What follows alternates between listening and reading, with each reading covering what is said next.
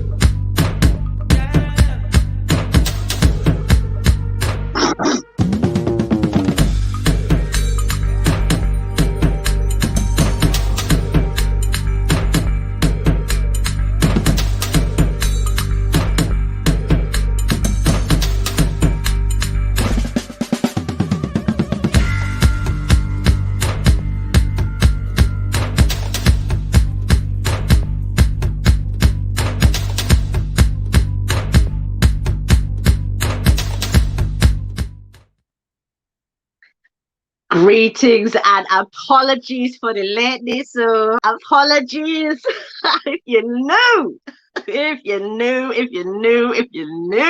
the technical challenges. I'm questioning right now, are we in a retrograde? Because the technical challenges are very, very real right now. Okay. Good evening, all family. Now I know we're a little bit late, and we're here, as we said. Now I know that I just want to correct something. I know that the actual advert does say weekly, and we are going to do it bi-weekly. To be fair, I've got a lot on at the moment. A lot of us in the team have got a lot on, and I'm on call for a birth actually. So it's really important that I get everything that I need to get done and support you guys at the same time. So it's a win-win for everyone. Yeah. So I don't want to stay too long. I do want to talk a little bit about a few things, only very, very briefly, just because I do. Yeah. As you know, in the news, we've got all sorts of foolishness. We've actually got something really interesting because, the Sajid Javid, he actually compared little what do we call her now, Sovid to the flu. And then when he was challenged by Sky News, he said, oh, do you actually stand by that? And he said yes. And she said, well, for those of us who were talking about, or those who were talking about it previously, they were calling it the flu and they were being ridiculed. So I just want you to know that you're in safe hands with your mind. Yeah, be aware that your mind is functioning, even if theirs are not. You've got, what is it now? What do they call it now? Partygate. Now, what's really interesting about this? I was reading something earlier this week, and it was talking about, one of the lawyers were talking about no laws had actually been broken, and that they're supposed to function at number 10 regardless of everyone else. But what's really interesting in the world of common law, family, is that there is no laws that have been broken during that time anyway, because remember, these are not laws. Shh, these are not laws. Okay, so if they're not laws, yeah, you do the math. Okay, so we're going to see how this thing plays out, but yeah, and how he slips through the net on this one. But just know that if he comes through this, nice and unscathed, just know that you are not breaking any laws either. Okay? And I want to speak about the NHS again, because obviously I have to work inside of those environments, inside of what I have to do, though I don't actually work in there, which is good. But it just means that when I looked at some of the news this week as well, you've got, obviously, we spoke about it last time we were here, speaking about the fact that, there's a mandate that's coming. However, yeah, you've got their own protests throwing their uniforms at Downing Street. So, if you haven't seen some footage of that, go check it out and you'll see. Yeah, good evening Good evening. Thank you so much. Jason Planter, thank you very much. So I do want to get started this evening. I am going to just look at get the comments up and running as well. Everything is moving at a snail's pace tonight. So sorry. Apologies. I don't know. I cannot, sometimes you just have to surrender to these things. Okay. You just have to surrender to, if it's retrograde, you just have to surrender to it. Okay, so that's where I'm at right now, just in surrender. Okay, all right. So yes, thank you so much. I know you're looking for me. I know. Apologies. Well, so I don't want to take up any more time with news bulletins. Yeah, I do want to get on with our show this evening because we're running late. So I do want to, I appreciate those of you who've been waiting, patiently waiting, and we have one of our own this evening. We have Kevlar. Kevlar? Yes, we have Kevlar. If you don't know Kevlar, he has done some work here. We've got Kush on Decipher. You might have seen him in the earlier credits just now. And he is doing some fantastic work. And I love the fact that the work that he's doing right now, because I'm very seasonal. And so don't try to ask me to work out in the middle of the winter. I'm not doing it. Don't ask me. Not happening. But you see, when spring comes, yeah, that's my time. Yeah, and so his is perfectly timed. Yeah, the work that he does, and so I don't want to, without further ado, I don't want to leave him hanging in the wings there any longer. But I do also want to share what our brother is up to. So if you haven't seen him about, it's not because he's not around. It's because he's busy doing things that are very powerful, and I'm really interested in what he's got to do, what he's up to at the moment, and also where we also can start looking at these things for ourselves. Yeah, so our Kevlar, yeah, Kevlar is the founder of Faculty X Training and started this in his third year of university in 2020. After playing competitive basketball for over 12 years, he built a strong relationship with his body, as well as building a strong self-identity around the sport. When an injury took him out of the sport indefinitely, it was crushing but forced him to go within. Faculty X Training was born. This produced the deeper philosophy behind how he was able to heal himself holistically and restore his health both mentally and physically. Mentally and physically. Faculty X Training is a physical practice that is deeply grounded and embedded in his spiritual beliefs as well. Kevlar also works as a private researcher and writer. He's community focused, which has led him to connect with brands like GotKushTV and Africa X5, and a new line of work raising community awareness on issues such as sustainability and the importance of protecting the environment. Now, as you know, I always have a proverb, and I thought, okay, what kind of proverb suits this brother? And the proverb for this evening is, when the roots are deep, there is no reason to fear the wind. Yeah. And I think when he tells you his story, you will really get a sense of why, when he talks about the work that he does, is embodied in and grounded in who he is. That makes you unshakable and unstoppable. And it's a real inspiration. I'm really proud to have him on this evening. So without further ado, beloved Kevlar, please come through. Greetings. Greetings, beloved. Everything's clear, right? The video's clear. The mic is clear. I can hear you. Can you hear me okay? I hear you perfectly. We made it in the end, huh? And it's only the beginning, so. Thank you. All right, so I've introduced you now, and I want you to tell us a little bit about you. So it's so exciting what you're up to. I saw some of your climbing and bouldering, and I was like, oh yeah, I'm in. Yeah. I love a good tree to climb. Yeah. So I was really inspired by that. You just don't see people climbing anymore. It's just died. Yeah. Almost, right? But clearly there is a world out there that we are unaware of, yeah, that you have tapped into. And I know that you know, work in the realm of kinesthetics, which I'm really interested in, because I just think, you know, I'm a person that trains at home. I don't go to the gym. I always train at home. So, you know, that was an area, especially during these lockdown times, I was definitely thinking, you know what, actually, that would be really good. You know, I'm already kind of into fitness. I kind of skip. I'm a skipper, but and do other things. You know, got my weights and things like that. But that, you know, I love the fact that you're using your own body weight. That really interests me. Yeah, and so I would love you just to tell us a little bit about how you got into this, because you talked about how it started during, you know, your third year of university. So let's start with the when. So when I founded Faculty X Training? Yes, please. So as you're aware, that was in my third year of university. It was at a time when I was facing a huge amount of pressure. There was so much anxiety around my course. I had such low self-esteem. I was depressed, wasn't eating properly.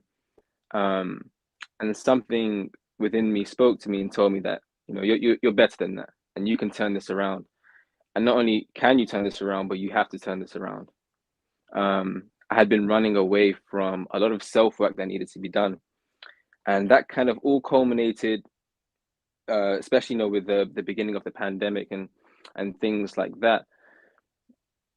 And that's how Faculty X was born. It was born literally in my darkest moment.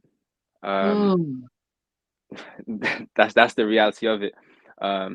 You know, I had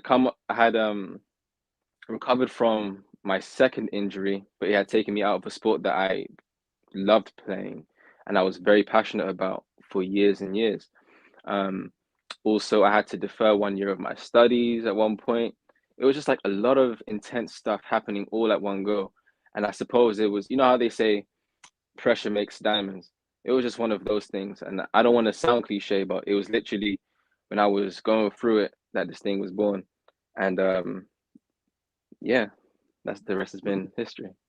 Okay, so if you take us back a bit, you've always obviously been into sport. You know, basketball was a thing. You had this injury. Maybe tell us a bit about how that happened. And yeah, we're gonna dig today, Ray. We're gonna dig today. It's gonna be fun to revisit this. The clean injury, you know, it's a family show. Oh boy. All right, we're gonna go there. Of course. All right. So you want me to talk about my injury? Yeah, go ahead. Because I mean, look, people a lot of our young people, we have to understand a lot of our young people, you know, in today's society, sport is a big thing. You know, football was last year. Right. You know, my middle one, you know, he's really got an interest in football as it is, and even becoming pro and these kinds of things. And I say to him, you know, obviously they have done a backup plan, but you know, often, you know, we've been having this conversation about, you know, he's right-footed, yeah, and he's really good. But he, you know, he was telling me about, Mom, you know, I did it with my, you know, I scored the goal the other day with, you know, it was a Saturday, just training on the weekend, and he scored the goal with his left foot, and I was like, great, because I've been telling him about the importance of being, you know, using both sides of the body. And that is really important, that, you know, if you had an injury, that you're not completely stopped by just using one side of your body if you can help it. Yeah. So I asked that question with all of that in mind. So this question specifically is, can you just rephrase the question just so the question is, you know, tell us a little bit about the injury and how, you know, how that came about. Okay. All right. So the injury occurred when I was around 16 years old. Prior to that, I'd been playing basketball probably since the age of 7. 7, 8. Yeah, that's when I started.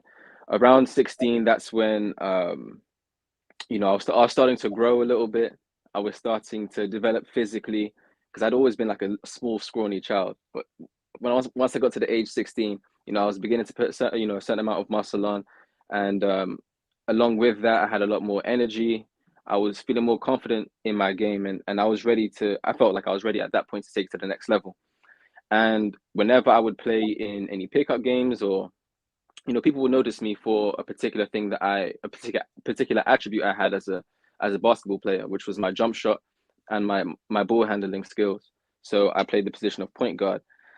Long story short, I knew that I had to I had to push myself for a whole summer to get me to the next juncture of my career, which would be to earn a scholarship to play in America, which was what I had in mind. And what my mother had also, saved up for. And, throughout my whole basketball career thus far, just been, helping me, at least mentally to get there. So I knew that in order for me to earn that scholarship, I would have to work very, very hard for a whole summer. And that's exactly what I did. Around 16, my willpower was so strong that and I'm a tourist, so I'm already hard-headed. So once I put something in my mind, I know I can get it. And I don't listen to anyone else. I just trust myself solely. So for this whole summer, I was in the weight room, lifting heavy weights, pushing myself. I was waking up early. I was on nutrition. I was, taking a bus 2 hours to get to Chelsea so I can have a court there. And I was doing that on a daily basis while everyone was out, enjoying themselves. I was on my discipline. But what I didn't know was that I was pushing my body way too hard. But my willpower was so strong that it's kind of like I didn't even listen to my body. And I was just every single day, go to bed, next day wake up, same routine. I'm out of the house quickly, I get my stuff arranged, my bag is already set, so I'm ready just to depart, go straight to the court, spend hours there just working on the same moves again and again, trying to perfect parts of my game. And and then perhaps like halfway through the summer, I noticed that my knees were feeling bad, but I ignored that signal again that my body was telling me. So and there was one player who had come from America, and he had kind of hyped me up.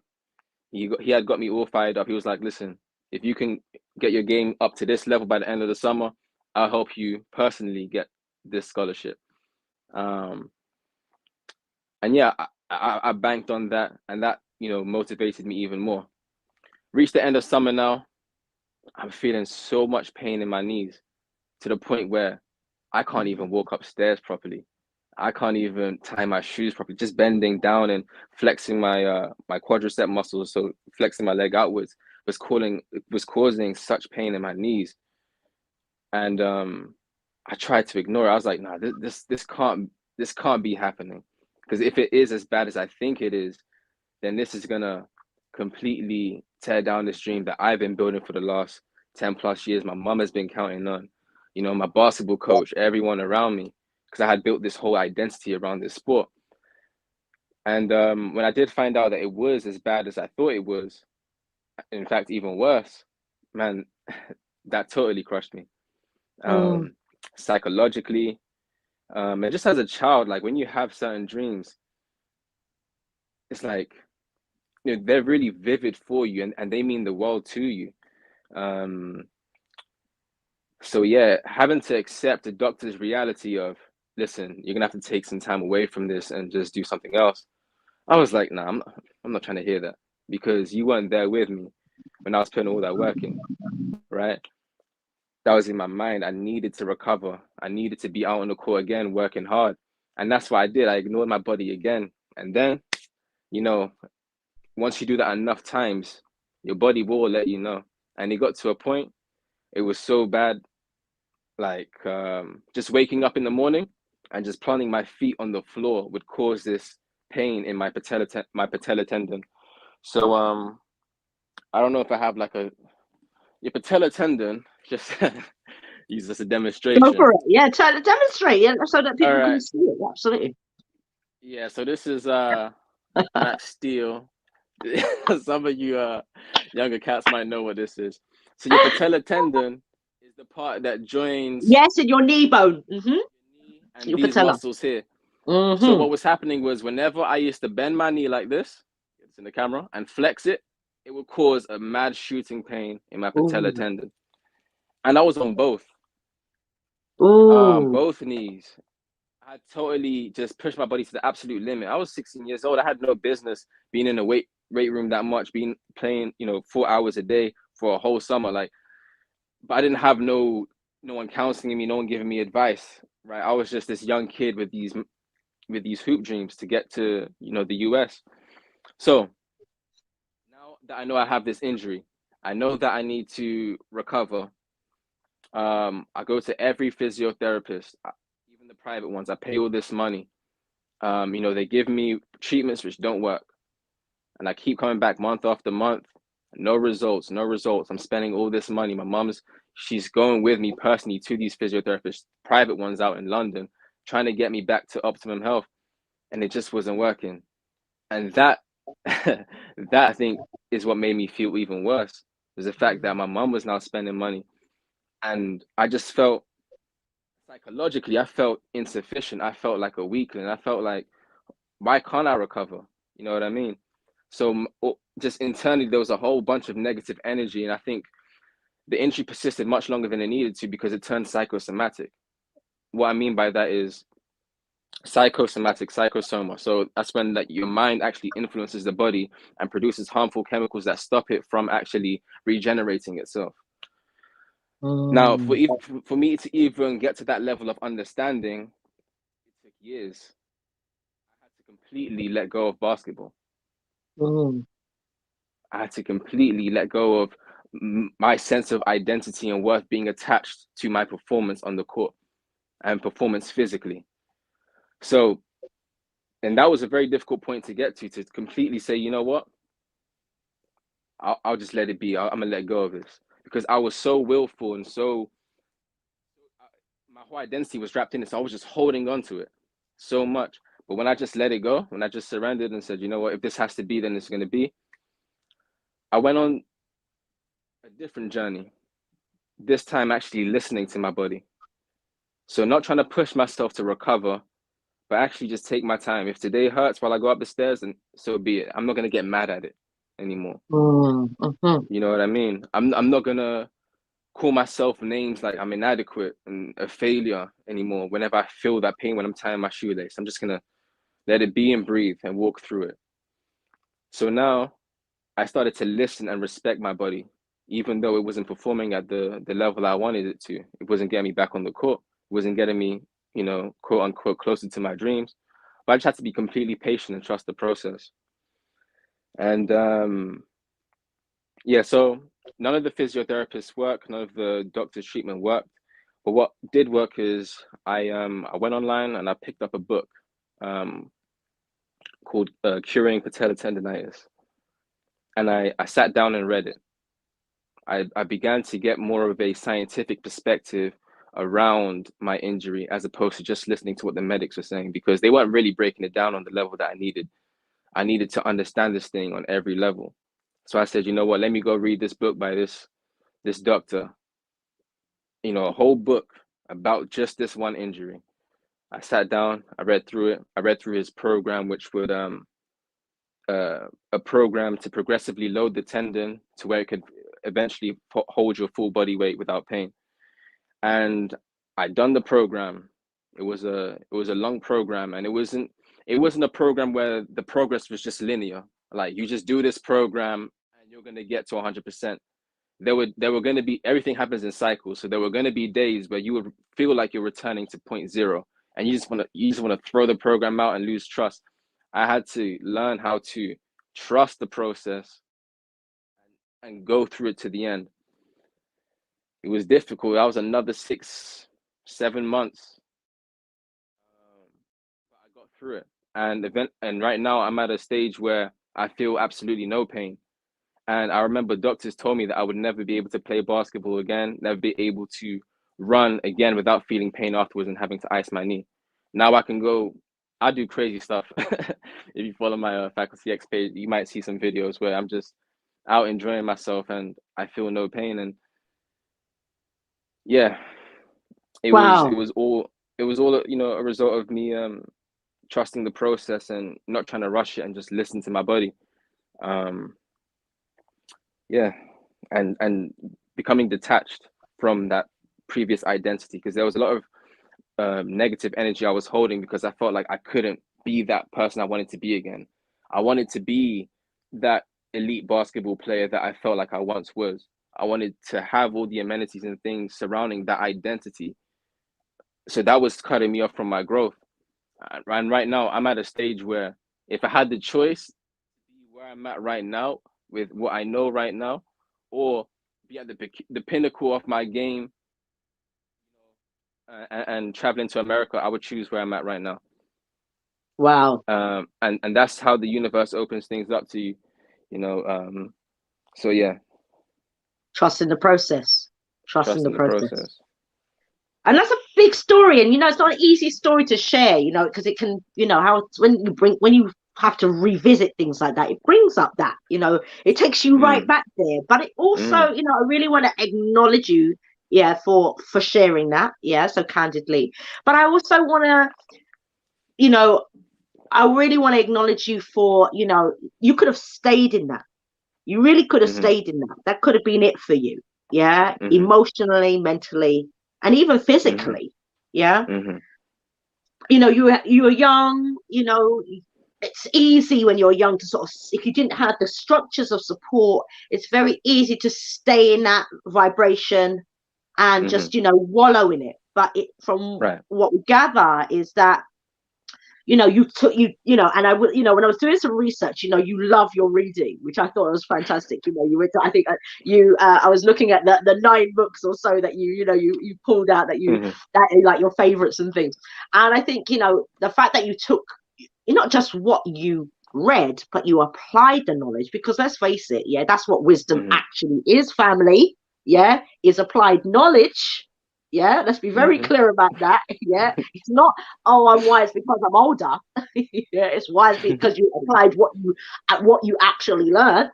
And so with that, you applied this to your body. And I'm not Buddhist, but in the world of Buddhism, I remember coming across this phrase, and this always stayed with me. And it's, the phrase is, where there is attachment, there is suffering. And so, when you have to, when you're not prepared to shed that part of you, and let certain of that go, there is no healing to be had until you just, you remove the attachment. You have to do the work here for it to compute, like you were saying, psychosomatic. You have to pull that apart and unravel that in order for you then to go to the next phase, which was, healing yourself. And it's, it's not that difficult for us to do once you've got support structures and the right knowledge in place, and the ability and the will, to do such things. So I really appreciate you sharing that, because, it's great to have our, guests on here, and they've got wonderful things that they've done, but, we all have a story. And so I would just invite you, to really look at the fact that your story is very powerful, actually. It's a very powerful story, from where you were to where you are, and where we're going to go right now with this conversation as well. Like when you go to his Instagram, you will see the Faculty X training, and you will see him climbing, and using, his body in all sorts of ways, almost like a puzzle. So and I think that's amazing. So I want to just acknowledge you for that. So, just hail you up yourself, and just acknowledge yourself for doing that, like doing that work. Like sometimes when we do this work on ourselves, we get very, I'm not saying we have to have ego. Ego has to be managed, of course. It has its place. But we also have to recognize that we all have a story, a backstory. There's no one without one. And that's what makes you you. So I recognize that you had the, this injury, which forced you out of the game in that sense, but then, propelled you into another. And so when you speak now about, let's talk a little bit about your Faculty X training, which I thought was really fantastic. I mean, I was taking a look at one of your videos around the bouldering and climbing, and you were talking about, you know, the importance of, you know, why these, you talked about the three things that were really important. Yeah, efficient and coordinated movement. You know, there's problem solving that comes with it. Yeah. And I thought, oh wow, you know what, it really makes sense that, you know, you're using, you know, it's like a whole brain learning system. So tell us a little bit more about that. About just my climbing experience. Yeah, so Faculty X training was born. Yeah. So what did that look like? What did you do? How did that come? You know, what propelled you to go that route as well? Okay, so after that experience of recovering from my injury, I had learned that there was a mental component which dictated physical responses in my body. Right, I noticed there was some kind of link. It wasn't my knowledge of it wasn't fully developed, and that's what Faculty X was an exploration of, was that mental element and how that connects to the physical. Because one last thing I will say, and I don't want to dwell too much on my injury, but I will say, after I recovered completely from my knee injury, my next injury was a back injury, and that was so unexpected. It was just a spasm that came on me on the second day that I was playing, even though my knees were fine.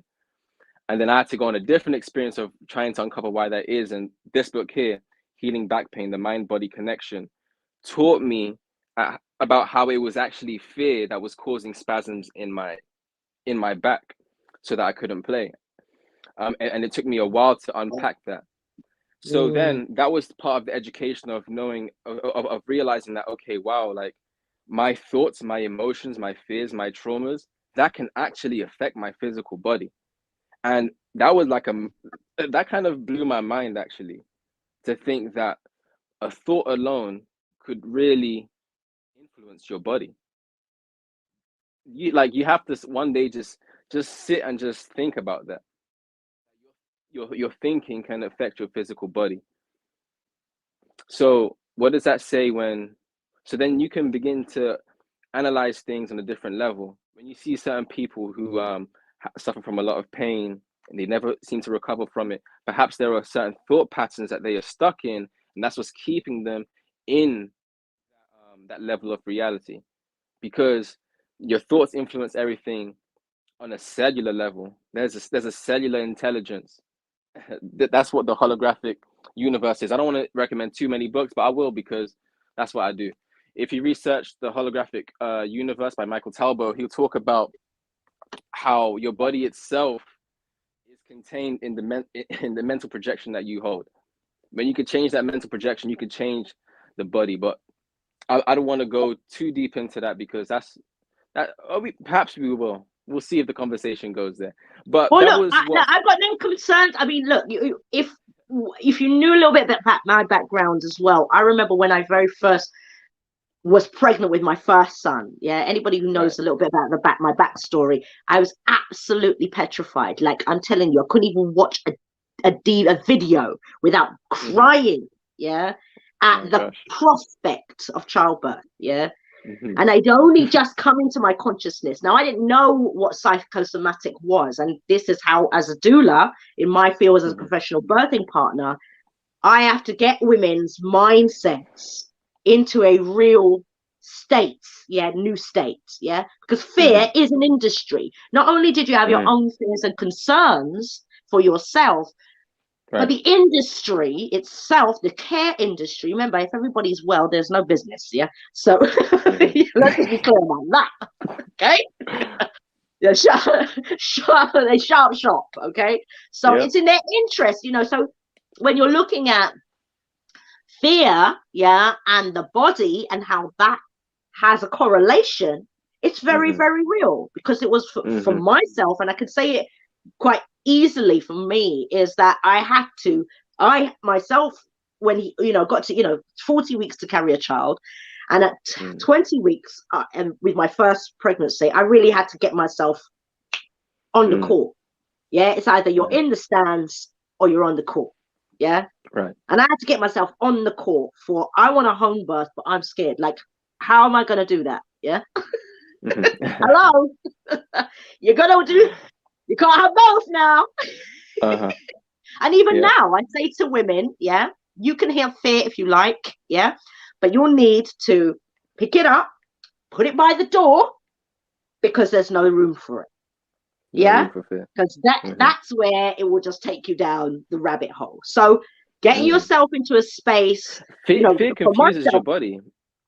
absolutely, and I know for myself, I had to do that kind of work, so much so that when I had my first child, my birth with him, no word of a lie family, because of the work that I did on myself, not only meditations, a lot of work, a lot of training my mind, my first birth was completely pain-free. Yeah. And that's what pushed me toward, thank you. And that's what propelled me towards being a doula. Yeah. It was like I went from 0 to hero on myself. Yeah. And so that kind of work, yeah, is to be celebrated. Like what you did there, healing yourself. Yeah. We take it for granted because we're into health and things like that. But how many of us get to heal ourselves? We might be healthy and we might be eating healthy and we may not even have any actual ailments. But it takes something to go out of your way to heal yourself against everything that is being pumped towards you to go in a particular direction. Yeah. Right. So I recognize what you did there. Yeah. It's powerful. So, and in the world of books, yeah, I remember Louise Hay. Yeah. You Can Heal Your Life. She talks about the back, the lower, the middle, and the upper, and talks about the different levels and where, again, the mind-body connection. What's happening here is happening here. Yeah. And so support, when they talk about the back, they often talk about support or a lack of, or it's financial, or understand what I'm saying? So when we start unpacking some of those emotionalities, then the work can be done. And that's why here you did. Yeah. It goes, the emotions that you feel, it's like your body stores that. People aren't aware of this. At different levels, your body stores that. So if you're insecure about anything, your body will store it towards, the sacral chakra area, the root. So that's where you might feel lower back pain here. So the body stores all these emotions, the fear that you have, the anxiety. And if you're not working to unpack that and to, figure out why you feel those emotions, you're going to continue to feel certain pains in your body and not realize why that is. It's deep. Absolutely. Yeah, you got to heal yourself, and it can't just be at a physical level. It has to be at an emotional and mental level as well. I wouldn't have been able to heal myself if I had just tried to do it from a physical level. That's what the doctors try to do. They try to put needles in my the acupuncture needles in my tendons. They tried massaging, all these different therapies, but they were just working at the physical level. No doctor had actually sat me down and said, how do you feel now that you've been out of the sport? How's that been affecting, your ability to concentrate at school? How has that been just trying to unpack, what I mean, to reach me at a psychological level? I had to do that work. And then once I done that work, the physical took care of itself. 100%. I mean? Ashe. So I love that deep talk. I love it. I love, cellular healing is one of my areas that I love. I could talk about it all day, to be fair. Yeah. So you chose, why did you choose this? When we look at faculty X training, let's the audience here would like to get a sense of, okay, what is faculty X training? What is it? Okay. So your faculties, that those are mental powers that you have. So you have the faculty of imagination, you have the faculty of willpower, the faculty of concentration. Just search up what faculties are. Yeah, that's the dictionary definition of faculty. The X is symbolic of it's something which, there's no value on it. right? There's no value that can match what X is. It's the unknowable value. So I'm basically trying to say that, your faculties are limitless, right? So the training part of that is, once you realize that, you implement it into your daily training. You implement it into all areas of your life. That's how I do it anyways. It goes beyond the training. Even my ability to work and focus, that's also faculty X training. My ability to say what I mean and mean what I say, that's also faculty X training. So it's training me to just view all areas of my life in a way that I apply thought behind it, and I critically analyze things. And yeah, that's what it is. And the physical manifestation of that is, you guys see the training videos. But behind all of that training that I do, there's always a deeper or underlying message behind what I do. And I hope that comes across in the videos.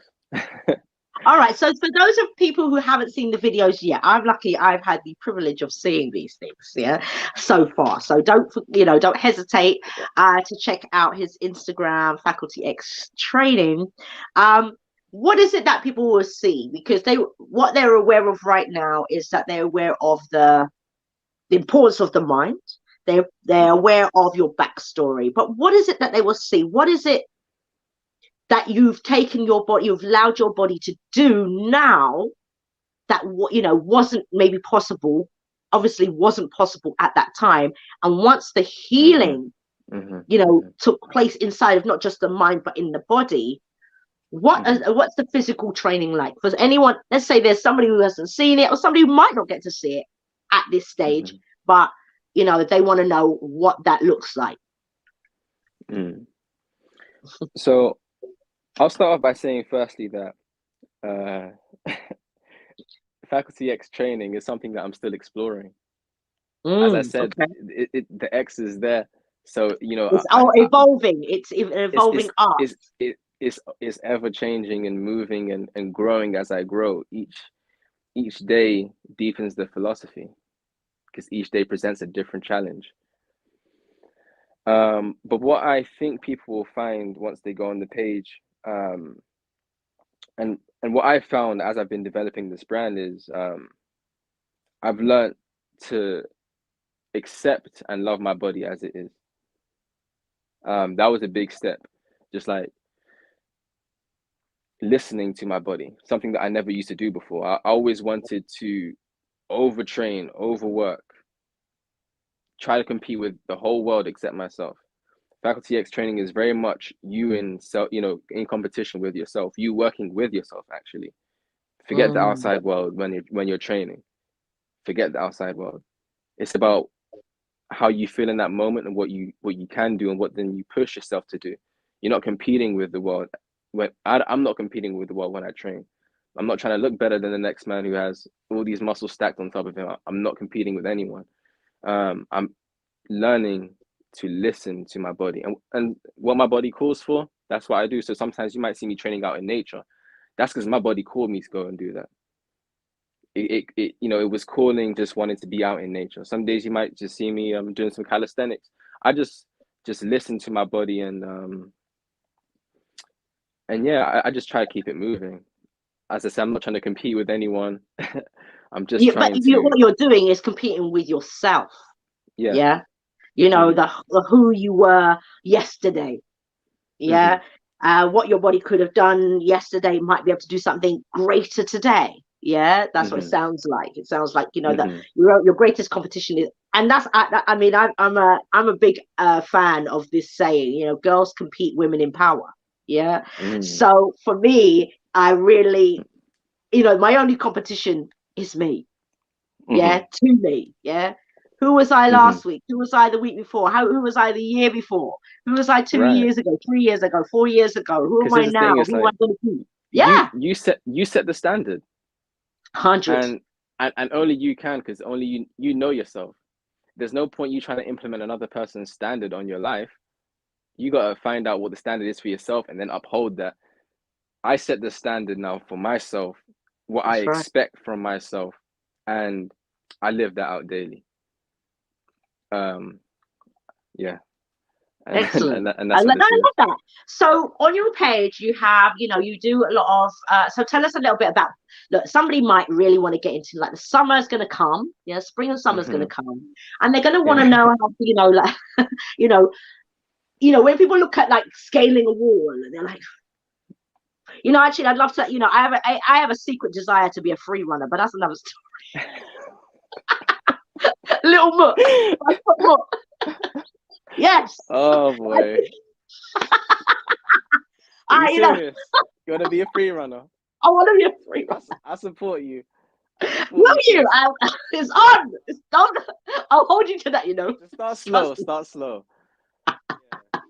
So Matrix business. Yeah. That's awesome. I love it. I love it. No, I love that. The thing is, I have 3 sons, so I'm all in. Yeah, I'm all in. I'm all hands on deck. I used to play 5-a-side football. I used to be, very much an athlete in my youth. So sport is always a thing for me. I play, I play in the summertime. I, play a lot of badminton. So staying physically fit is always a thing. But, I just think these kinds of skills, looking at your environment, can you do it? Can you use your environment? I love the fact that, like, I used to be into the gym at one point, and then, really got into, after having children, I was like, oh, I can actually train at home. You can actually pick up a, like, I don't know, a can of, I don't know, kidney beans or something. I use those as things, those kind of things.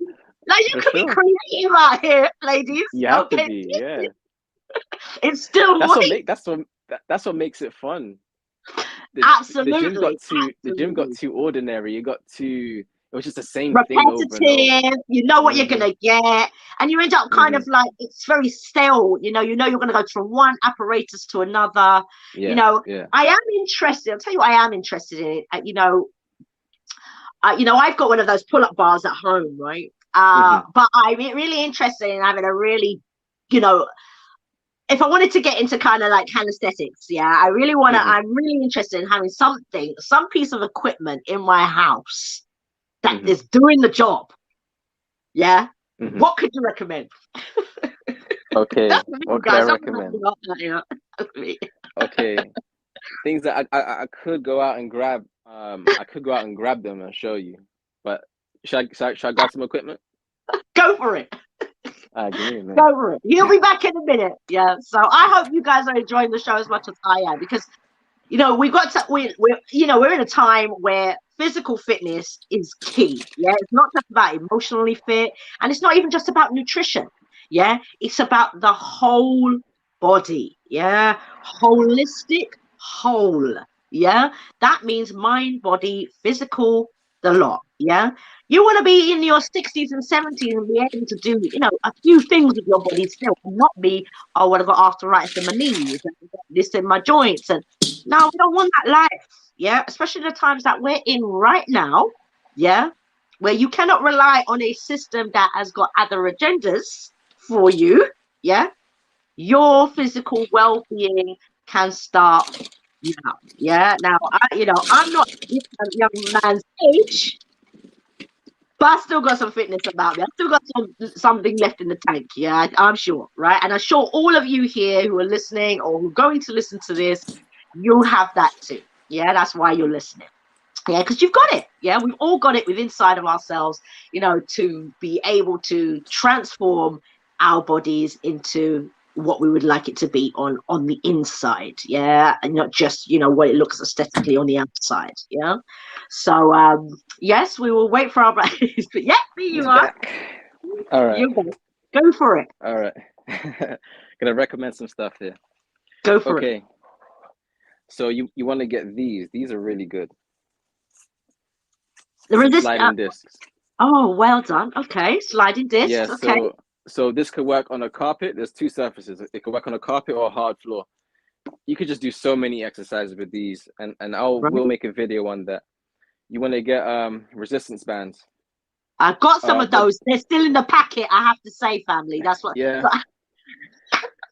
I need to do I think perhaps during the summer, I would do a whole class on just things that you can have in your home to work out with, and how you can challenge yourself, because we're caught into the thinking of to work out, you need to increase weight, but you can Right. actually make an exercise, very difficult just by adjusting the tension on these, or just by changing the angle that you move your body at, or just changing your mindset. You can really Right. activate your muscles. So you don't even need all those weights. You don't need to be putting your body under so much stress, right? Right. They condition you to think that that's what health is. So many young men are caught in that, of thinking health is just me just moving this weight, focusing on the external. If you don't connect here first and figure it's all holistic, you know what I mean? It's a mind and body thing. So Mhm. that's what working out with my own body weight has taught me, was that I can continue to challenge myself on so many different levels without having to refer or go back to the weights. Another thing you're going to want to use is this here. This is a spiky ball. It's a massage ball. Okay. You do that over your palms. You do that in your feet, and that's actually circulating fresh energy around your body. It's improving your blood flow. Back to the holographic universe, the book I had showed. So basically, there are maps in the body, such as the feet. So if you study this, you'll understand that it has your brain is there. All of your different organs are attributed to different parts of your hand and feet. Reflexology, right? Reflexology. So, these are things that our ancestors mapped out. So using this, you're re-energizing and awakening all those energy points. So internally, your body is loving it. You might not even be aware of it, but you're rolling Yeah, this it's over your waking feet them and up. your It's hands. waking them up. It's It's waking them up. waking them up, literally. And there's a lot of science to that. But yeah, those are some cheap things that you can do. Yeah, I showed the sliding discs. Yeah, I'll And leave the it at that wrist for now. Yeah, okay. So you use, so what's one of your favorite activities to do? I know you kind of mix it up. You like to climb trees, and you like to read, and you like to do a lot of like, if you like the boulders and bouldering and stuff. I mean, what would you say if somebody's starting out? Yeah, children and young people as well, because it might be that children want to get involved, or the summer's coming up and they want to find something that that's challenging. I mean, I really liked for me, I really liked the thought of the bouldering. Yeah, I thought how you explain it in your videos, you're talking about the coordination, and like using it's almost like a map. There's you're using your weight in a different way. I might use my weight in a completely different way to you using your weight in a different, distributing your weight and my weight in different ways, simply to meet the demands of the scale of that wall or that tree and what have you. And I think, where do you think people can start? If people are a little bit shy or something like that, most people are so conditioned to either do stuff at home or conditioned to do go to the gym or do nothing at all. Yeah, right. Most people don't think about okay, either free running, calisthenics, climbing. Yeah. So where do you think people could start if they wanted to kind of push themselves that little bit further, outside of maybe discs or resistance bands, but being very active now, taking that leap? Okay. Okay. I think where a person can start, I think it's a mindset shift that happens first. You have to first come to a point in yourself where you say, okay, I'm actually going to commit to something, and you're going to have to I don't want to say make that pact with yourself, but you kind of have to say that, what, I'm going to hold myself to a certain standard so that I will actually persist in this. Because a lot of people start things and then, they stop. But that's because they don't really understand why they're setting themselves these goals, or why they're doing the fitness, and why they're training. But it's difficult for me to answer that question, because I think sometimes I come from the mindset of an athlete. So I think, are you asking more for like the general person who's just trying to just be active? Like, when you look at, I don't feel that, for me, when I look at it, I don't think that's that far removed from something I can do or would do, simply because, I'm one of them women that's a bit hands-on. I love to do all that kind of stuff. Having sons keeps me active. Yeah, you Hmm. know, it's quite easy for me to go down that road. Yeah. But I Yeah. get that some people be like, wow, that's a little bit out there, Hmm. not sure.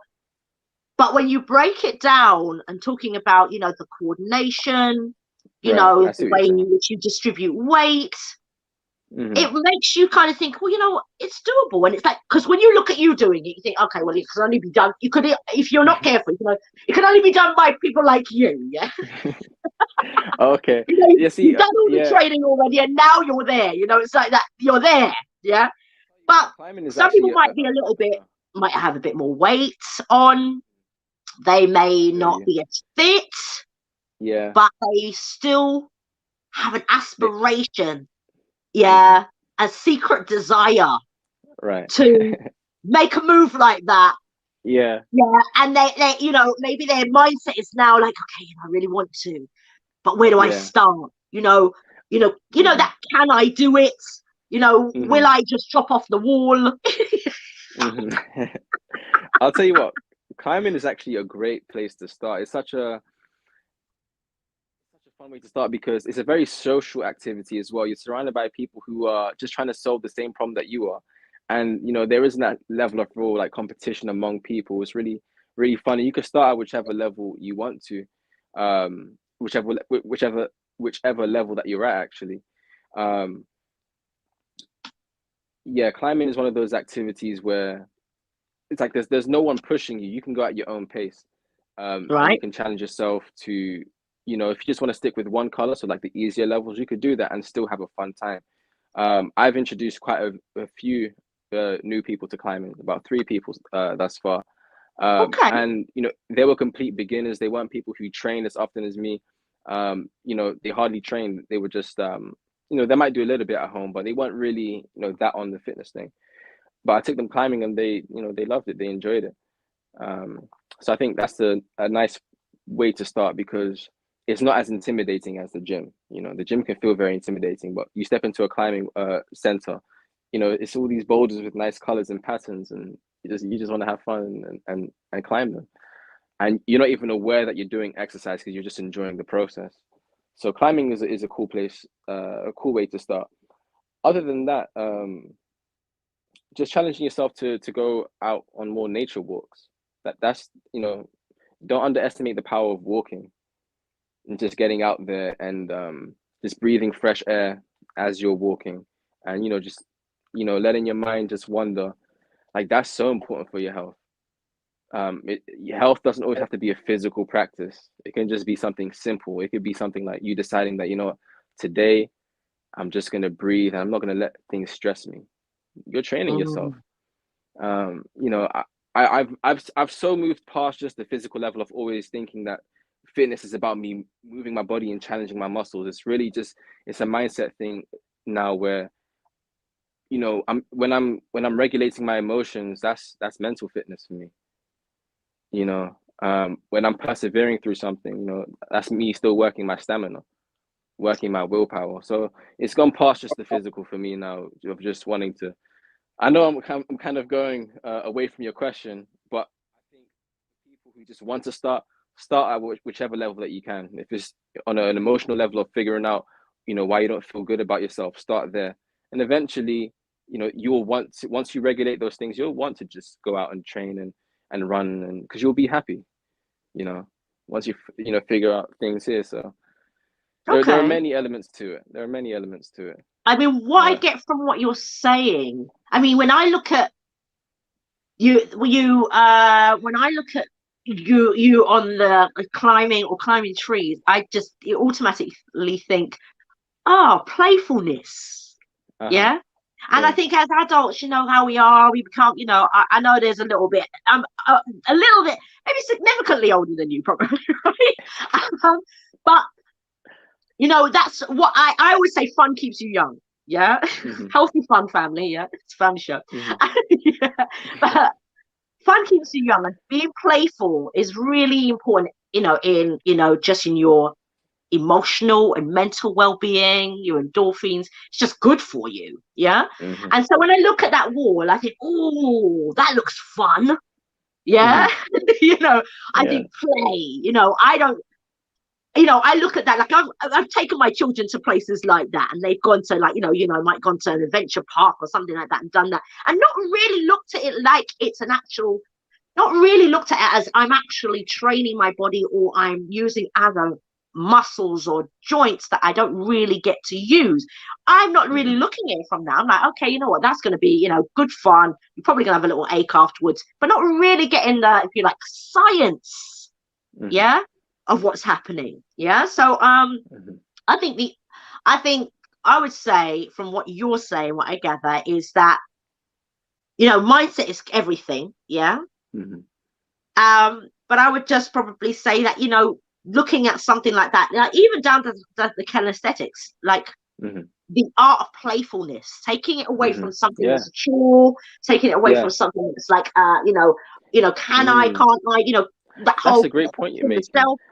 Sometimes we limit ourselves by setting these huge goals. We say, like, I'm going to be in the gym for a whole year, or we say stuff like, sometimes just strip the goals away from it. Just say, you know what, I'm just going to move today. I'm just going to move. I'm just going to, just do something. Just go for a little run. I'm just going to hang on a bar for a little bit. Like, sometimes take away the anxiety that you build around your goals by, setting yourself a goal that's way out there. Like, just start little, start small. Listen to your body, but start small. Do something though. Don't make excuses for yourself as well. Okay. All right. Well, look, I'm gonna go through the comments quickly, and we'll be back in it. So look, family, I hope you've been enjoying this. I hope you've been enjoying this show this evening. Don't hesitate. I put it in the chat, and I've just popped it on there. If you want to join the conversation, I've got any questions for Kevlar, or you're really open to training come spring, summer, you want to kind of get your fitness back in the game. Don't hesitate to come into the conversation and ask him a question if you want to. So it's in the chat if you want to, folks. Don't worry about that. So I just want to hail up a few people here that I haven't had a chance to speak to. So we have Ultra G, G Block, Jason Fanta, Ari, dropping some likes. The Mind Bubbles Project, give thanks. He was in our last show. If you hadn't seen that show, don't hesitate to go back and see that show. It was fantastic, about mindfulness and young people. So this is a fantastic follow on, actually, in terms of, like, mindset. Stu Brunts, thank you all for being here this evening. So I do want to look at, I suppose, who do you feel that this is for? Is it for everyone? Can everyone do it, young and old? Is there a kind of like, some restrictions that people might think? Someone here might be, thinking, well, this is really out of my comfort zone here. And we know, family, that we don't grow unless we are out of our comfort zone. There's no growth where there's no discomfort. Okay, so we know that. Let's be clear about that. These things don't manifest themselves in the comfort zone. All right, so if you're thinking that you can just sit down and chill out, and that body, that body's gonna come. It's gonna arrive at the door like a parcel. It's not. This is the only. I always say to people, people say, I don't know. People might say, you look this, or you look that, or your hair, or this. And I always say to people, this is it. There is no replacement. There isn't going to be another body coming in a minute. It's the only hair I've got. It's the only body I've got. So I got to work with what like, I'm not going to be I'm going to get some delivery where the new body arrives. No. Ta-da! No, this is it in its splendor. You've been walking with this thing for X amount of decades now. Whoops. Going on to my 5th decade, family. Yes, I am. So beautiful. Thank you. Midpoint now, midpoint. And so, and I'm looking to, personally, for me, I'm looking to get fitter as I get older, to be fair. I mean, that's my focus. I know you mean where fitter as you get younger. Sorry? You mean fitter as you get younger? Well, yes, As you're in the getting fitter, you're getting younger. So yeah, that's true. That's true. That's true. All that oxygen to the cells, yeah, it's working, yeah. So who's most it for? definitely. Who just when people think about climbing, people think, okay, could I not? Hmm. Do you have to be in like really great health to start that Right, journey? right. Well, I I would say it's for everyone, but then that's not really marketable. It has to you got to find a niche group. Um, that's just the way brands work, funnily enough. You need to find a target audience, and I think I've been kind of struggling with that because I want it to be something that's open and accessible to everyone. Like if you look at my videos, it's not solely about training, um, physical training. I made a whole video on taking cold showers, and I broke that down. I have another video on breath and breathing. Like this whole month, for instance, people think that I'm just like a nut who just loves to train. But this whole month, where's the book? I've been reading Wim Hof, right? The Wim Hof method, and that's all about cold exposure and breath work. So I've been taking cold showers, and I've also Mm. been just practicing breathing techniques. That's been my training for the month of January.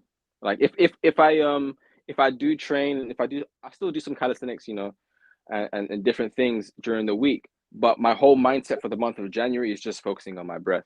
Like that's my orientation for this month. So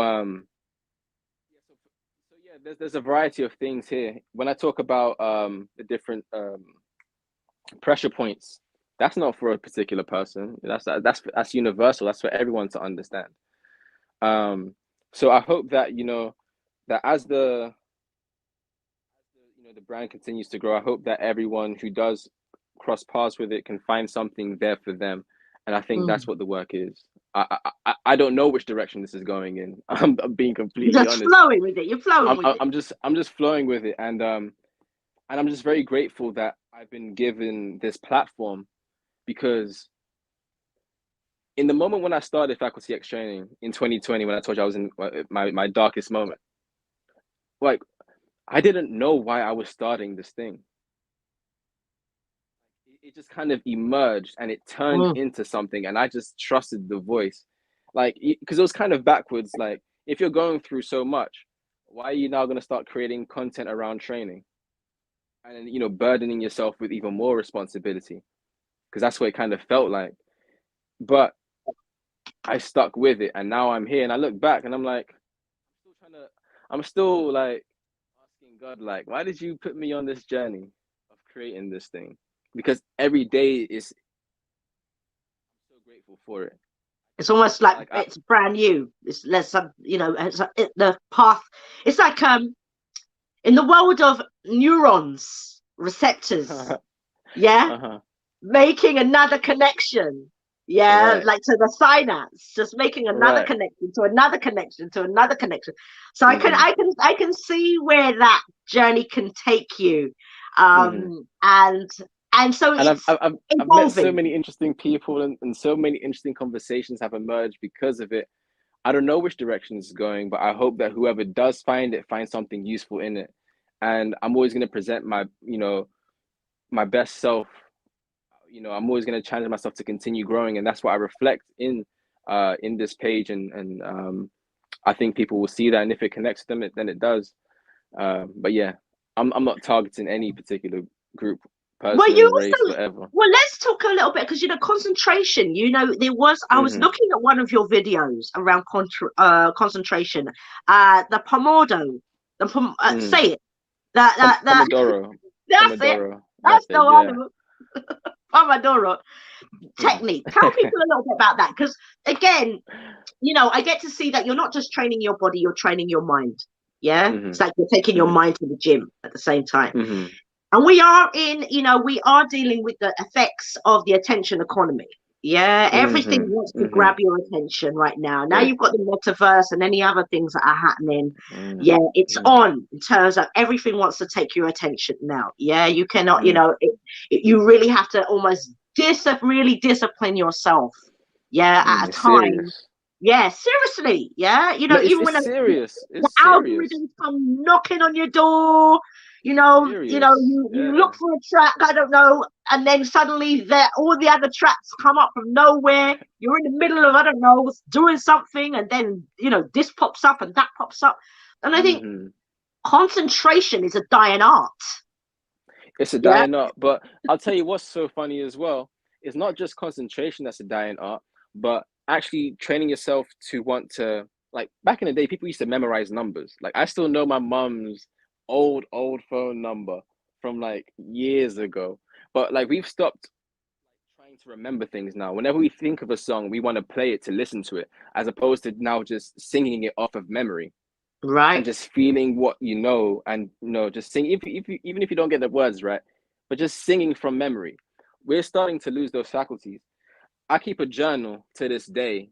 I still write my physical goals with a physical pen with physical ink onto a Word. page so I can see it, so I can see the light Word. reflect on it, so I can read it. It has to be physical for me, yeah. So I still carry this here. It's my journal here. But people, it's all gone onto the digital world, and it just doesn't vibe with me. Like if I put my notes on my phone, I just won't remember it. But if I put it down on a physical paper, I will. Um, I forgot what the question was now. No, we were Well, talking. We're talking about concentration. Funny enough. there we go. Concentration. There we go. So so concentration. So I realized I had to really just sit down with myself. The ones when you have to do some real shadow work. Word. Look at yourself and look at those parts that you don't like about yourself. I don't like one thing about myself, and I had to correct that. One thing I didn't like was how easily distracted I was. I could be reading, I get a little ping, my mind wants to go there now. Or I could be studying, trying to write down my goals, something pops up, I deflect my attention to that now. I realized that, and I've been noticing that it's been affecting me in many areas. And I thought to myself, I need to do something about that. Because if you don't do something about that, and if you just allow your attention to be taken, just at a whim, that you don't have enough energy to invest in your vision and what you're trying to create. The vision that you're trying to create, the box you're trying to get yourself out of, that's going to take a lot of energy, focus to get you out of that. I'm speaking more for myself as well. I know what my goals are. I know what I want to achieve. And if I don't challenge myself to train that mental muscle of concentration, there just won't be enough energy supplied to those visions and those things I want to manifest. It's as simple as that. So I now by force need to learn how to master this now, so that everything else around me can just work how I want, you know? Um, so concentration. So the Pomodoro method. The Pomodoro method was something I came across, I think, third year of university, when I had a lot distracting me, but I needed the technique to get me to focus. And what it is it's a 25-minute timer followed by a 5-minute break. And then when you set that timer, you stay completely disciplined to the task at hand, and you don't move or budge from it until those 25 minutes are up. And when those 25 minutes are up, you get a 5-minute little rest period. You can go treat yourself. You want to check your phone, do that. But then once those 5 minutes are up, you go right into another Pomodoro cycle, 25 minutes with a 5-minute break. And that's just a really good way to work discipline. I'll be honest, it doesn't always work. The human body is very difficult to influence, but it is working. It is working those muscles. It is something that you can practice. Even if it's just once a week, try do a Pomodoro method and just see if you can do it. See how long you can last. If you can last that full 25 minutes. And I think it does help organize and structure your life a little bit better, But yeah, people do need to slowly begin to, I would say, keep a balance between these things, right? I'm not saying that the phone is completely bad. There are good things, that you can do with this, but you have to master this as well. This is basics. Writing in a Mhm. journal. It's so important. And it's what's funny is, if you even study millionaires, they keep journals. If you study people who are really doing stuff in life, they write their thoughts and their dreams down, their goals down. You have to do that. The pen is Yeah. mightier than the sword. Yes, sir. Yes. Yes, ma'am. I was on someone's Instagram the other day, and I was talking about something, and they obviously could see I'm a goddess, and they went, "Yes, sir." And I was like, I'm just gonna get the yes, sirs. I've got my children. One of my children's going into the yes, sir mode. Yes, sir. So I get it. I won't. I don't take it offensively, but I think when it comes to concentration, I also recognize, again, if we talk about nutrition, it's all about nutrition in the mind as well. Concentration, nutrition plays a big part, whether it's, vitamin B12s, omega oils, those play a part, often, again, we're not even getting enough sunlight out here. And I just heard the other day about NASA making a synthetic sun. Yeah. So, the Chinese making a synthetic sun. So we don't even know if the sun we got right now is the sun right now. We don't know. Yeah. It looks like the sun, but it might not be the sun. Yeah. So we have to recognize that concentration is everything, you know what I mean? That's the beginning process, of most things, with your will. You can't get something done without a level of concentration anyway, and obviously in the times that we're in the attention economy that we're in, and the information age, that our young people are bombarded with so much information, it then fragments the mind. It does. Causes a lot of fragmented learning, fragmented listening, and also we know that there are links now to things like autism, ADHD. Some of these have been almost put upon these children, as opposed to yes, I'm sure that there are going to be children who have this so-called disorder. Of course, when we were young, there wasn't 20 years ago, 20, 30 years ago, these things were not coming up. They're coming up rapid. Every other child has got something out here, and that anything that looks like every other child's got something, that's a little bit suspicious for me. And so what's not being done? What are we not looking at? So I recognize those things. But you also you talk about in the when I was introducing you earlier, you've also sort of moved into an area as well around sustainability, right? So tell us a little bit about that, because we don't often talk about the environment. And and I'm a person, I do my little bit, I recycle, I do it.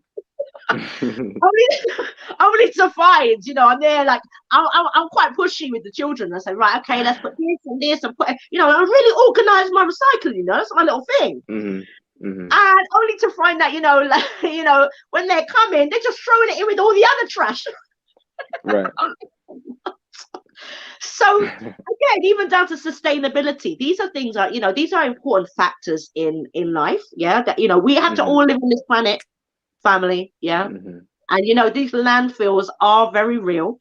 Around the world. And so tell us a little bit about that. And what your movements are with that, and maybe where you might be taking that, if you're taking it somewhere. Well, it's something that I look to study more. I feel like there's during this COVID period, I've really been connecting with nature. Just on my nature, on my outdoor walks, I'll usually go to some foresty type area, or I would go where there's a lot of greenery. And I started noticing a lot of rubbish just around. I started seeing COVID masks just dumped in bushes. I see a lot in my environment. I see a lot of just trash left around, and that's a reflection of how little respect we actually have for the earth that we walk on. Now, of course, like that's easy for us to overlook, because in our day to day, we're just so focused on our lives. But if that's what we're seeing around us, then that's showing that people don't actually respect the earth they walk on. But what is this earth? Where are we now? People talk about the flat earth or round earth argument. Yep. I can't verify neither. I only have my experiential the knowledge that I get from birth to where I am now, based upon my senses and my feelings, emotions, rationality, understanding, logic, that's what's allowing this information to actually enter my processing unit. But as you know, my senses are becoming more sharp. As I'm getting more knowledge and understanding, I'm realizing that, hold on, the same way there's a mind-body connection, there's a mind-earth connection, right? And like that, you know, that's a journey that it takes a while to get there, because when you're just focused on the ego and just focused on, I'm just trying to survive, you're in that survival mode. Let me see if I have this up. All right, cool. This is Maslow's, I believe it's not Maslow's. Okay, I forgot the psychologist's name, but it's a hierarchical pyramid. Maslow's hierarchy of needs. There you go. Got it. At the bottom here, all you're focused on is physiological needs, so like food, drink, oxygen, etc., etc. As you climb up, you begin to have aesthetic needs, cognitive needs, right? Emotional. You begin to look for beauty in the world. You begin to look for unity as well. You start analyzing things not just on the level of does it feel good to me, but you know, the beauty of things, the colors, the way things correspond on so many different levels and systems of life. So when you look at nature now, you're seeing a whole world there. And when you start seeing that we're disrespecting this organism that we're living in or on, who knows? Are we in or on it? Inside it or outside it? We don't know. These are all terms here. But we know there's a symbiotic relationship between this earth, because it provides us our food, it provides us our oxygen, it provides us our nourishment, our family, where we live, it provides us everything. And we disrespect it, and we continue to do so, and we think that things are just going to get better if we just continue to ignore it. And the truth is, it's not. You know, this type of behavior where we're just not really concerned for the earth is going to affect our water, it's going to affect temperatures, it's going to affect even just how people interact. As I said, it's a symbiotic relationship between individual and earth. So yeah, I've began transitioning into that sustainability mindset, and looking at it from, you know, you could do it from small acts like recycling and being, you know, conscious like that. But I think it's much deeper than that. It is. I mean, that whole thing around planting a tree, we're taking the trees away and not putting trees back. You know, there's going to be an impact. Yeah, there's going to be an impact if you're going to. There's going to be an imbalance if you're just removing without replacing. Yeah, you know, it cannot sustain itself like that. Yeah, so when we see these, you know, these so-called natural disasters, although, you know, there was a recent one, I think it was Togo, and it was underwater. Yeah. I always have a concern about these things because, you know, again, some of these, you know, we know certain of these little excitements, these little situations can be, you know, manipulated. Yeah. If you want some resources, yeah, the manipulation, they could easily, you know, detonate something from underground. Yeah, easily. Yeah, and then comes to the surface. Yeah, people will scatter, and then there'll be people who come in and do what they do. Yeah, and we have to be mindful of those kinds of things. So I know it's very layered, multi-layered, and but it would be, you know, this year, one of the things I want to be taking on this year is growing. Yeah, like really kind of like, you know, I'm fortunate enough to have a little space where I've got some nettles, and I recently found out about ways in which to compost nettles, yeah, to make really rich soil, yeah, which they call, if you look, you know, anyone, you can look it up, it's called black gold. Yeah, they call it black gold because it is that soil, the way in which you compost the soil with the actual nettles, has it happen quite faster, quite speedier, and it's very rich in nutrients. So yes, I take out my nettles and I you know, dry it out, and then I have some tea. Yeah, but now I'm like, ooh, You know, so I'm thinking, you know, I used to play when I was young. I used to play in stinging nettles. Like that was a, you know, just rub it all, you know, dock leaf, and we're good to go back in the game, right? Hmm. Of course, with my sons, I'm very much the same. Like, okay, you know, write it out now. Hmm. So I recognize that there are things that we can do in, you know, for ourselves and to sustain. You know, we all know that it's going to get, you know, what the young people call peak. Yeah. It's going to get peak. Yeah. I don't even know if these young people use that word now, but it's going to get peak. Yeah. And to me, it looks like, okay, we're going to have a time when, you know, we're going to be concerned about the water. We're going to be having a time when they're going to be concerned about, you know, we already know inflation is becoming very, very real about here. Yeah. So prices are going up, everything's going up. And, you know, the wages in the world of wages, it's not going up. Yeah. So we already recognize that, yeah, that there is an imbalance. Yeah. Physical, emotional, financial imbalance. Yeah. And those imbalances we may not be feeling the effects of those imbalances yet, or the planetary imbalances just yet, but we can feel it. It's in the weather, you know, it's in the weather. Look how bright it is and cold at the same time. Like, what is that? Yeah. Right. Winter, when I was a child, I was telling my children only just yesterday, I was saying, listen, we had proper snow, knee-high snow. Yeah, I remember. Yeah, I remember my little Wellingtons, the snow would go into the Wellingtons, yeah? You'd hear that crunch as well. You'd hear all of that. Last year's snow, yeah, there was a little bit of snow last year. And if anybody saw the snow last year, I was saying to people, listen, that snow is not real. Yeah. On one side of the street, the snow was gone. On the other side of the street, it turned black and icy. Now, we already know that snow just turns into, you know, it gets slushy. This thing was not getting slushy at all. So whatever is going on in the environment, we're going to see the difference. We don't see natural weather cycles anymore. Yeah. You've got, you know, spring is much earlier. If you look at, I notice things like that because I'm very much a seasonal person. You can see the leaves falling off the trees but much earlier, and the budding starting earlier. You know, when it wasn't like that. I know I have enough childhood memories to know when things used to go down. Yeah, and so I can definitely see the changes, and maybe we're not feeling the effects. You know, really conscious of the effects or aware of the effects at this stage.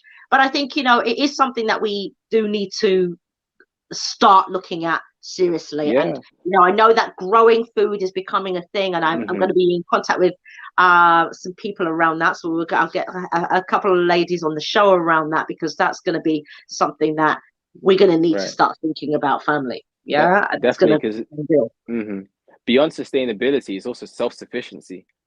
Like, you know, do you know how to filter water?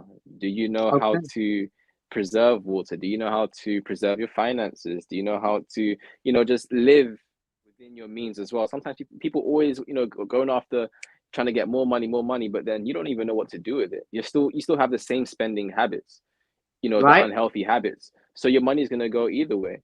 So, you know, so self-sufficiency is a mindset I've started to get more into now.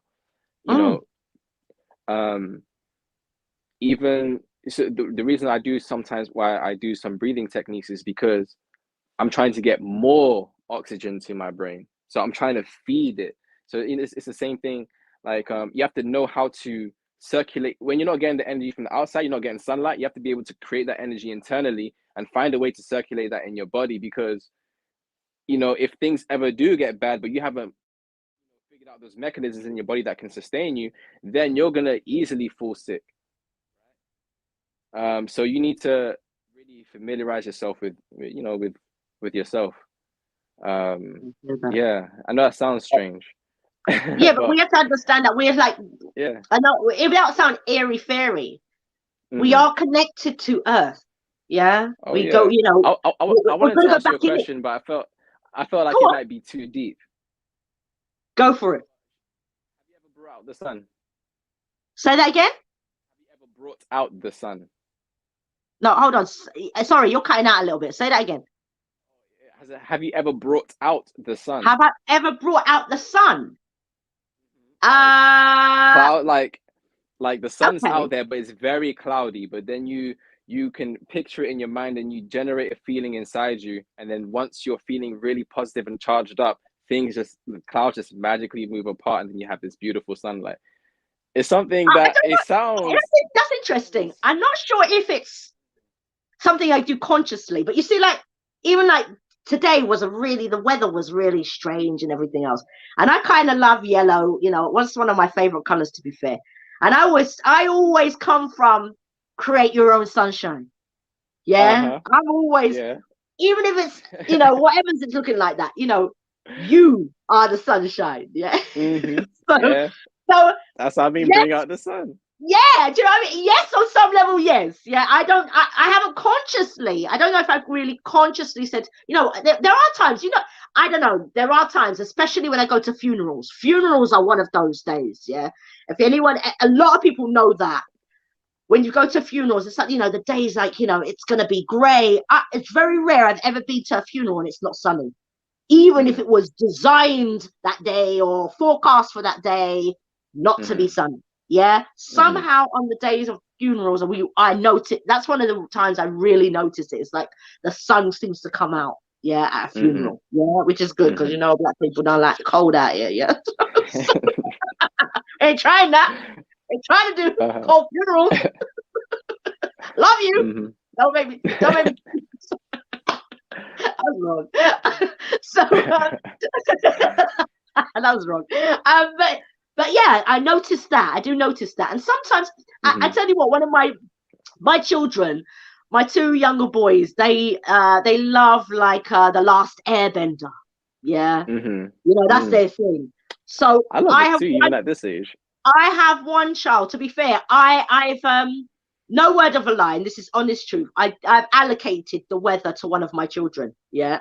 So one of my children, when we go out, I'll be like, come on, do your thing. Yeah. He tends to bring out the sun, but I actually leave him. That's his job. One of them says they're an airbender. One of them says they're a water bender, and I let them, move. I let them do their thing. One of them is like, a walking dolphin. Yeah. Like, and the other one will change the weather. Like, I'll be like, come on, it's cold, right? Especially when it's raining. When it's spitting and spraying, I'll be like, come on, do your thing.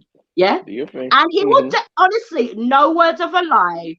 This boy, yeah, I don't like to learn my trumpets on my children so much because I know they're young. But sometimes you gotta shine the light on them as well. I gotta shine the light because with that one in particular, last year doing the lockdowns, and that kind of thing, year before, I had him reading The Secret. He's 12 now, but 10, 11, I'd had him reading The Secret. So manifestation is a conversation that we talk about and what have you. So anytime I'm going out with him and we're spitting, especially like when they got to go out somewhere, we've got to go somewhere nice, I'm like, my man, do your thing.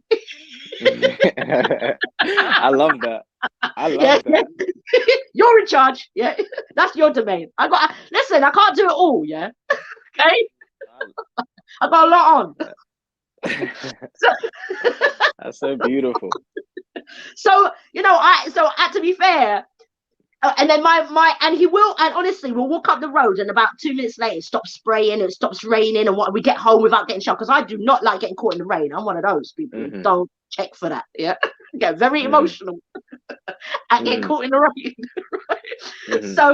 So we tend to get home without, getting caught in the rain. Yeah, which is great. We're going somewhere or what have you. So I find that I just leave that. But I think I haven't actually taken on that gift myself and said, okay, I'm going to be the airbender or water bender in that side. That's gifts I'm allowing my children to have. You understand what I'm saying? So it's a yes and a no answer to that one. Okay, but even from what you said, you've kind of already answered my question in the sense that it's possible. Absolutely.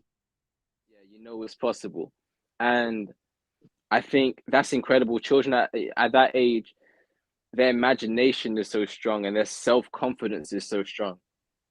As you become an adult and you start to, those things start to dampen, like you don't exude that same energy anymore. And you spoke earlier about, being more childlike and playful. The gods were playful. 100%. The gods were playful. They were playing with reality. Reality was a plaything for the gods.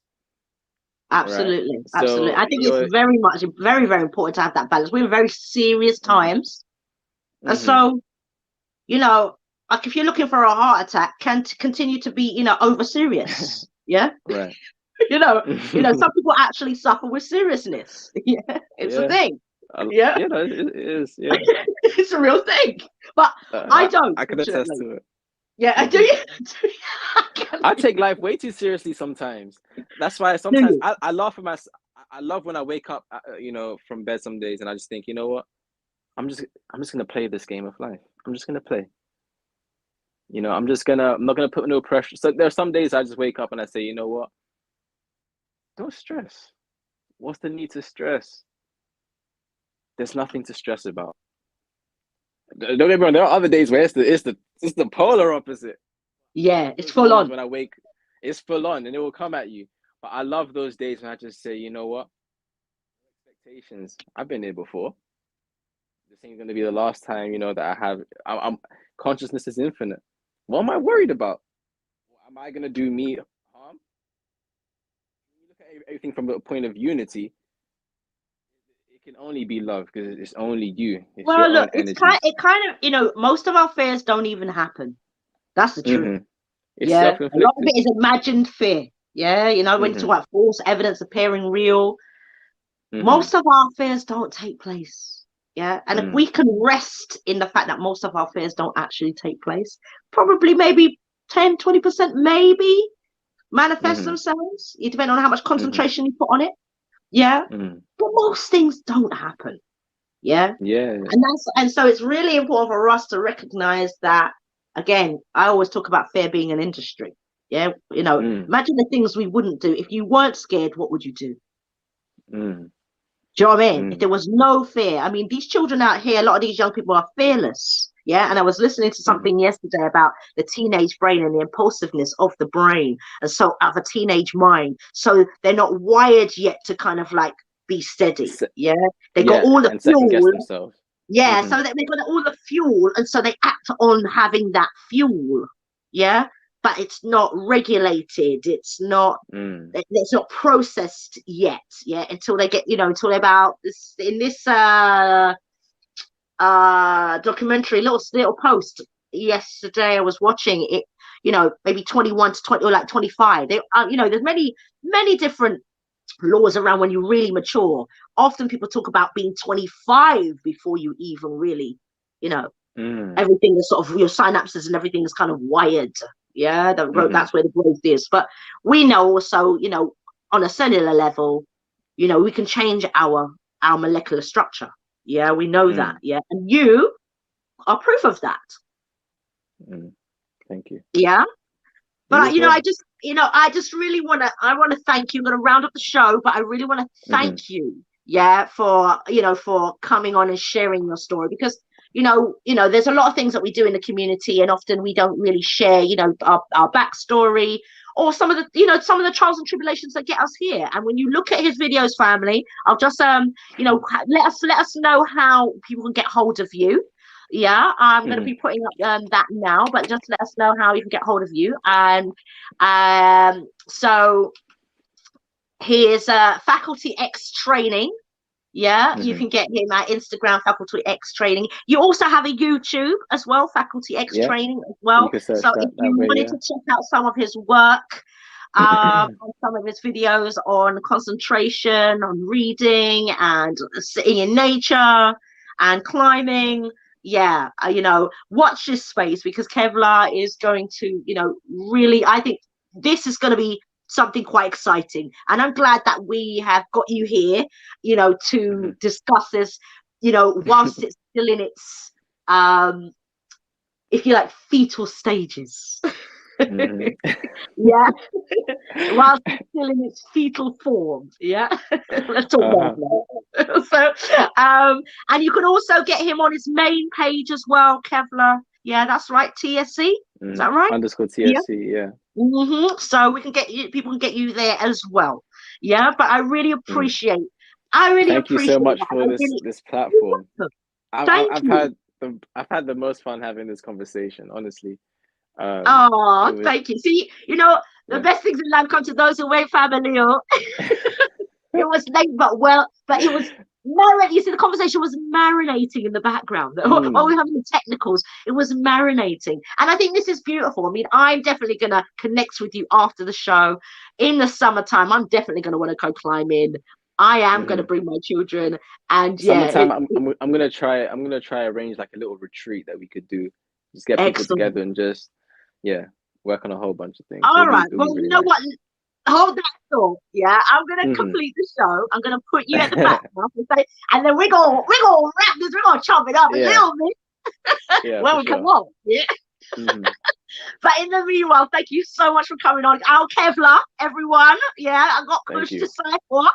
Yeah, so we can thanks that you came on and you shared your work. People see you on GotKush, but they don't necessarily may not even know what you do or your backstory is and what you're about. So what you're getting a sense of that today, and that's what we love about about the work that we're doing here. It's about sharing our skill set, sharing the opportunities and aspirations, and just inspiring those who may want to go down, want to dip their toe in the kinesthetics water, in the climbing water, in the playful zone, family. I know. For those of you who suffer from seriousness, this is going to be hard. Yeah. Okay.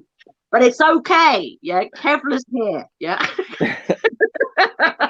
Kevlar has suffered from seriousness himself, and he has the balance, and he has the balance of being able to be playful at the same time. So we appreciate you, beloved brother. I'm going to put you backstage now and wrap up the show and come back to you. Okay, so give thanks. Yeah. Take care, guys. All right. Take care. Bless you. Bye. So family, thank you so much for coming into the space today with me. I know we were a little bit late. Yes, give thanks. Thank you, Jason. Let me just holler at your comment here. But thank you. Very informative show as usual. Thank you. That's great. Thank you. It was fantastic. I really loved having him on the show. And a lot of people see him, but they don't know what he does, what he's about. And that's what we want. We want you to kind of feel like this is family. So why not hear about what's happened, what we're up to? It makes sense that we look at the areas of health. It makes sense that we look at not just the health, but the mind-body connection. That's really key. Yeah, we can't just have a situation where we're just trying to go train in the gym. It doesn't make sense. Yeah, the body has to have a balance of mind, nutrition, physical, and all those other things that come with it. And of course, now we're talking about the whole sustainability and environmental factors as well. So I just want to say thank you so much. We will be back again in 2 weeks' time. If I'm not here, it's because I'm doing a birth, but I will be here in 2 weeks' time, and I'm not going to share who's going to be on as yet, but March is going to be very special. All right, so as well, so keep your eyes on that. All right, so I give thanks to the family. As we always say it here at GotKushTV, if you ain't got nothing, if you ain't got Kush. Yeah, so don't forget to subscribe. Don't forget to like, share, comment. I know you guys comment really nicely on the show, but when I look back, I'm like, oh, you know what? It would be lovely to see your comments afterwards. So don't hesitate to come into the space and think, actually, I might want to check this out again, or want to leave a comment and what have you. We love those, because otherwise what we have to do is go back into the live chat and see your chat. And it's always lovely to see comments on the page as well. So I just want to say thank you so much, everyone, for coming into the show space this evening. And again, apologies for the lateness. And remember, you ain't got nothing if you ain't got Kush. Quarantine Convos. Enjoy weekly discussions with people from around the world, assisting us in dealing with this normal, mentally, spiritually, and physically. We feature nutritionists, psychologists, therapists, personal trainers, home educators, legal experts, and more, bringing you all the information and inspiration you need. Check out Quarantine Convos every Thursday from 7 p.m. live on GotKushTV.